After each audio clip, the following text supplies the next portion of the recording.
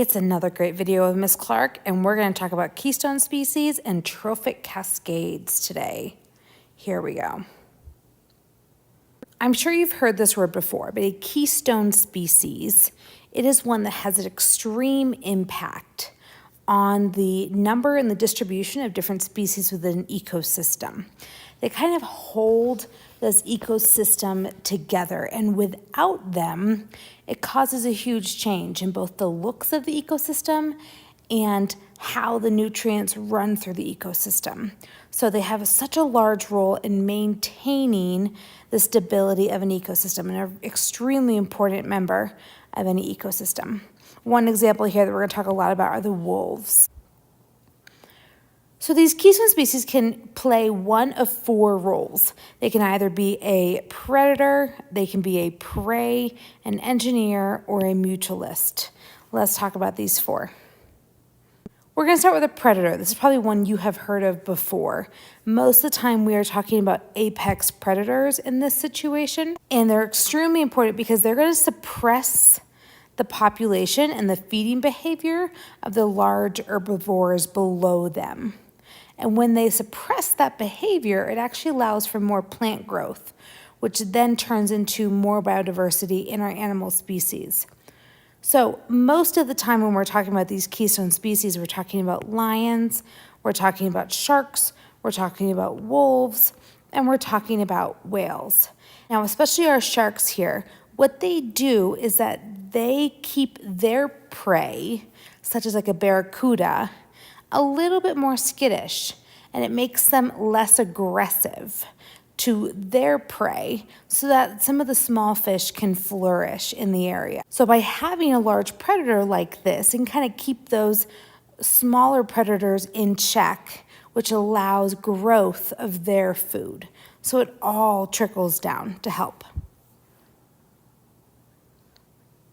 Another keystone species would be a prey. So most of these prey species are going to be herbivores, and they are the main source of food by so many different species within an ecosystem. So numerous apex predators are going to be feeding off of them. And so they sustain a much larger community because of their existence. Without them, there would be no ecosystem because there's nothing for those top apex predators to prey on. So a very important member of this community. Things we're looking at here, wildebeests. If we're looking at in a savanna biome, we have everything from lions and cheetahs and jaguars are all feasting on these wildebeest. So very important prey. In addition, also krill. Krill are a mixture of like a zooplankton and like kind of a mini shrimp. And same thing, a majority of the species in the aquatic biomes are preying on these krills. Without the krill, there would be no community because there'd be nothing to eat on. Now, another great keystone species is the engineer. These are species that are going to help build structures or alter landscapes to create shelter and habitats for other species. So as I mentioned, they're going to create the shelter and they're going to create habitats just by doing what they do. One of the best examples here is a beaver, because they're going to dam up the river. And when they dam up the river, it's going to create a great ecosystem for fish and plant-like and more insects to live all in that little pond area that used to be a stream that the beaver dammed. Similar with elephants, elephants will make sure that the savanna doesn't turn into scrubland. And same with coral. Coral provide a lot of homes for tons of species and kind of create that protection just by being themselves. Our next keystone species are the mutualists. The mutualists are pollinators. They don't really harm anybody, which is why we call them mutualists, and they have a symbiotic relationship with flowers. These are essential because in order for the pollen, which is the male sex cells, to be spread throughout the ecosystem, you need to have bees, or you need to have hummingbirds, or you need to have insects that are there to spread that pollen. So a very important keystone species. Without this mutualist keystone species, flowers would not be able to reproduce, and the population would not be able to continue. Okay, so now that we've talked about some of our different keystone species, we're now going to talk about this effect that one species has on the other. We have something called a trophic cascade. This is an ecological phenomenon which discusses what would happen if we remove one consumer in the ecosystem and how that would affect the population of others. So the greatest example that I'm going to talk about, being from Colorado, are wolves. So when wolves are removed from an ecosystem, the grazers are going to increase, which is going to cause a decrease in our plant species. So it's a way of showing how one species affects the other species when it is removed. Okay, so let's look at this population before. So our wolves here had an effect on the deer, and those deer had an effect on the shrubs. Now we indicate that effect by the arrow. So our arrow was showing effect. Wonderful. However, after the wolf disappeared, once it was gone, it had an effect on the deer. If you notice, we've got a lot more deer, and that increased amount of deer led to an overconsumption of our shrubs and bushes. So removing that wolf had a large impact on the shrubs and bushes below. This concept of keystone species was actually developed by an ecologist named Robert Payne in the 1960s. He was snorkeling, and he would compare areas where he found this species of starfish called the piaster.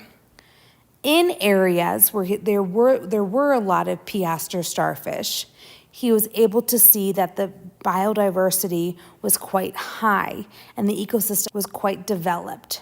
However, he actually did a study, and he removed some of those piaster starfish, and he noticed that when he did that, the mussels took over completely, pushing out most of the other species, and the biodiversity completely plummeted.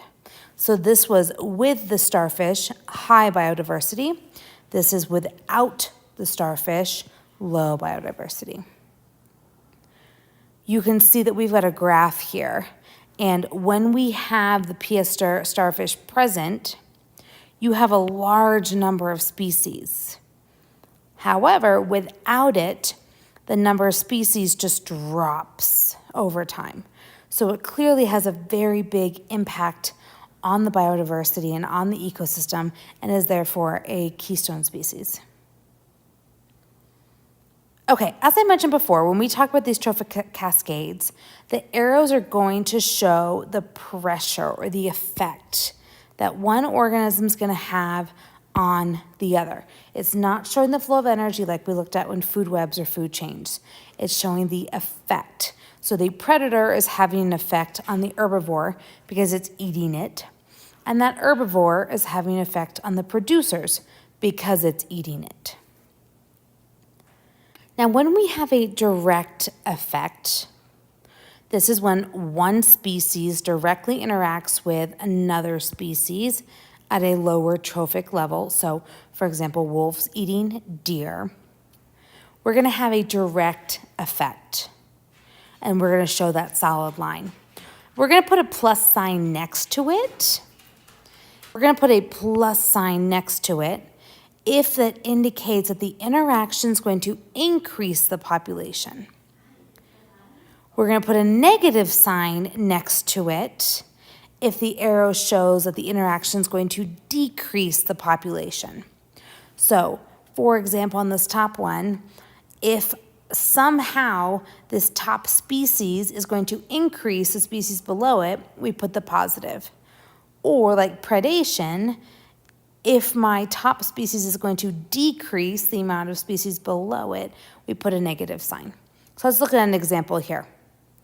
The wolf has a direct effect on elk, and those elk have a direct effect on the willow trees that they eat.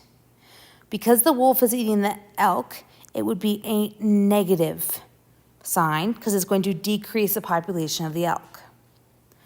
And the elk are going to decrease the population of the willow, so we also put a negative sign. Now we can also have an indirect effect.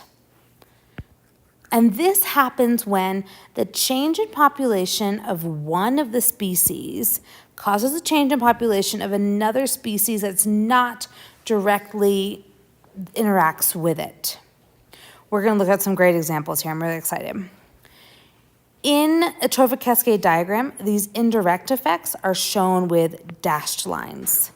Same thing, plus sign if we're going to have an increase in population, negative sign if we're going to have a decrease in population. Okay, so I want to talk about this example. This is very dear to me in Colorado with the wolves. As we mentioned before, the wolf is going to eat the elk, and that's going to have a negative effect. The elk is then going to eat the willow, which is going to have a negative effect.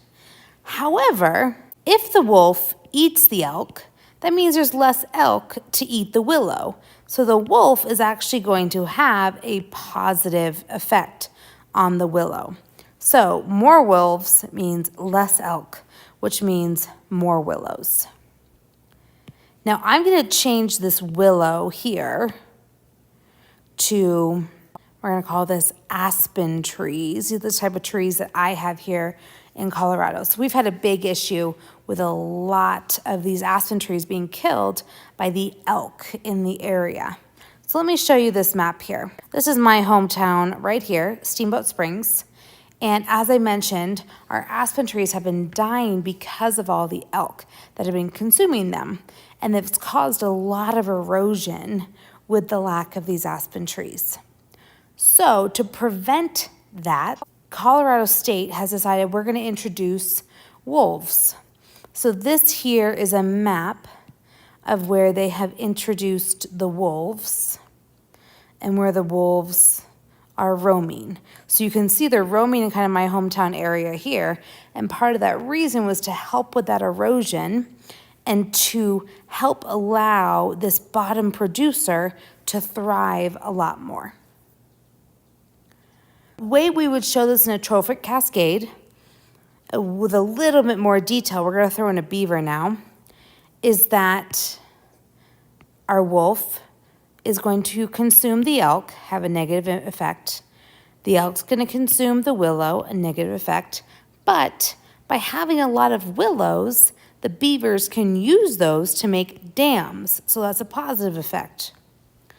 And if I have more dams, then I have more fish.